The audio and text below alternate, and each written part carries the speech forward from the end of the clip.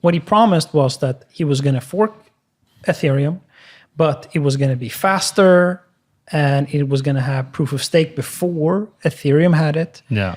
So it was going to launch before, and it was going to have more scalability, and it would have faster blocks and all that. In the end, they weren't able to launch Pulsechain before Ethereum.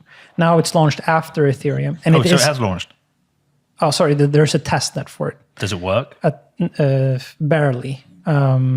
So the window up, they tried to get into this when the fees in Ethereum were extremely high. That's when they started. Now the Ethereum fees are low, and now they have this clone of Ethereum, which there isn't really a purpose for anymore. And they've also, instead of making Ethereum better, which was the thing that they were going to do by making blocks faster, now it's just a carbon copy. Like now he says, we don't want to change the fantastic math that the Ethereum people have done because they've already solved it. So now it's just a complete copy paste of Ethereum. But when Ethereum makes upgrades, do they have to upgrade the same? How does that all work? Yeah, so this is pretty funny. So when a couple of months ago he was asked, so in Pulsechain, are you going to be able to withdraw your Pulse tokens when you stake them? And Richard was like, yeah, I think that we've solved that. And then we spoke to his devs a couple of days later, and they're like, no, we're actually just copy pasting Ethereum, so we have to wait for them to make withdrawals possible before they're going to be possible in our project. And at that point, that's actually when I started to call. I've been very careful with calling Hex a scam. Oh, I would never do that. Yeah, I mean, I choose that word very, specifically when I call something a scam.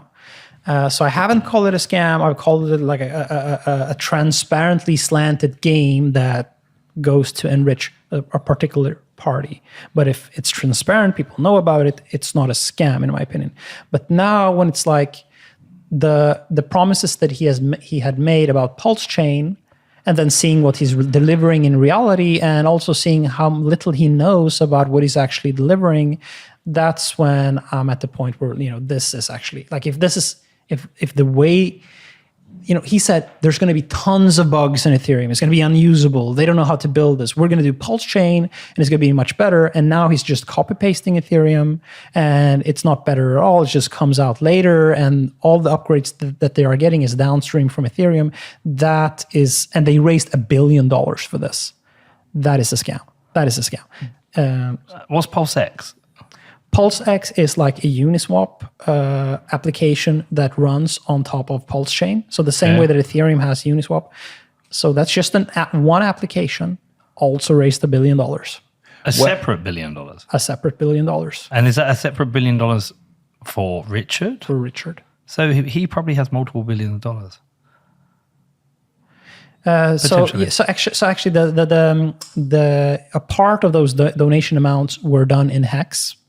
And he's promised not to sell that part. But if you actually look at the stable coin and the Ethereum parts, if you combine both of them, that it's like $1 billion in total.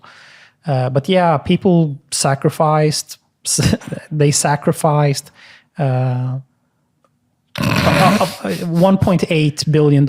So when you say donations, that's like the Hex community sacrificing their Hex to go into this new Pulsechain. Yeah, they say that they're sacrificing their money for freedom of speech, and that they're not expecting anything in return. Even though it passes the Howey test, or supposedly passes the Howey. Yeah. But at the same time, there's a website that says if you deposit, if you sacrifice this amount of money, you get these many points, and these points translates into how many tokens that you get. Points so you are actually getting an amount of tokens, and the value of these tokens are completely dependent on whether or not Richard Hart launches Pulsechain or not. So it is 100% obviously, yeah, security. And they're even getting subpoenas at this point. The funniest thing, I've seen that. They're getting subpoenas, and all these Hex influencers who are like, you should have bought Hex when I did, because now I'm like infinitely rich.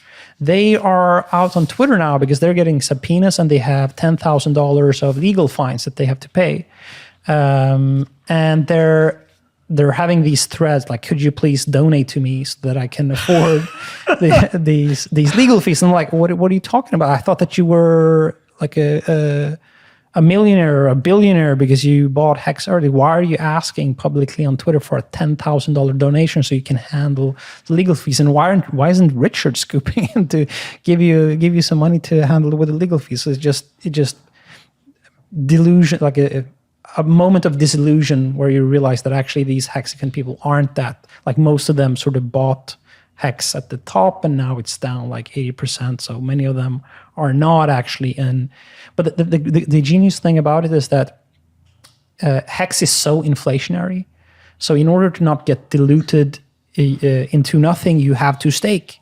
And you have to stake more than the average amount. You have to stake your Hex for more than 3,333 days. So you have to stake it, what is it, like eight years? That's the only way that you're not getting diluted.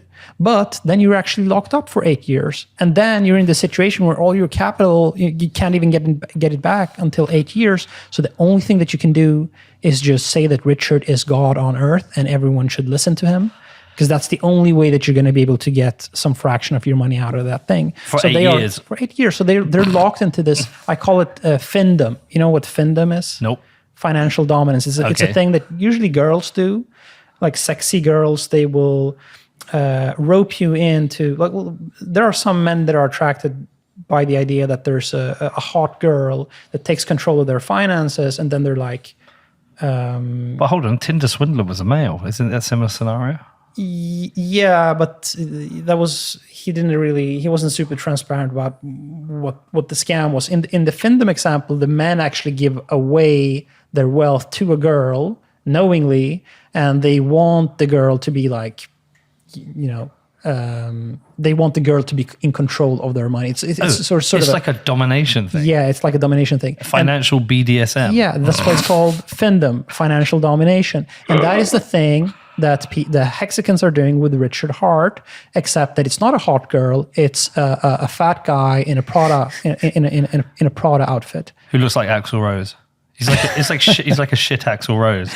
Yes, if you want to get into Findom, like at least do it with don't do it with like it's Danny. What the hell is going on here? My favorite thing is that Trayvon James. Do you remember? Is it Trayvon James? Yeah. The BitConnect guy. Yeah. He's like a big guy in Hex as well. Of course he is. Of course he is. Oh God, our YouTube's going to be full of them now. Good. We're going to restart the Richard Hart fire for the next 2 years. I want to go and hang out with him. I just want to go and have a lunch with him. No cameras, no microphones. I just want to talk to him. Trayvon or Richard Hart? Richard Hart. I actually got stuck in an elevator with Richard Hart not long ago. Well, he's a big guy, so. And the elevators in Sweden are like built in the 60s. They are not built for like Americans. So we all got stuck in an elevator for like 30 minutes. So do you have an actual ongoing dialogue with him? Yeah, well, not now, because a couple of months ago I like officially called him a scammer. Wow. Yeah, because the way that he's been managing the Pulsechain project was just, beyond, like it was, I was unable to come up with any reason for why this is not a blatant scam at this point.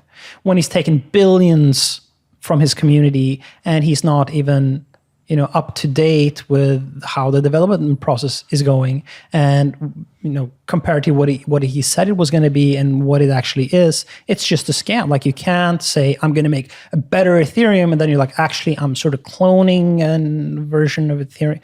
It's just is it being used at all? It's a test net at the moment. Right. Okay. It's a test net. Isn't he living here in the UK?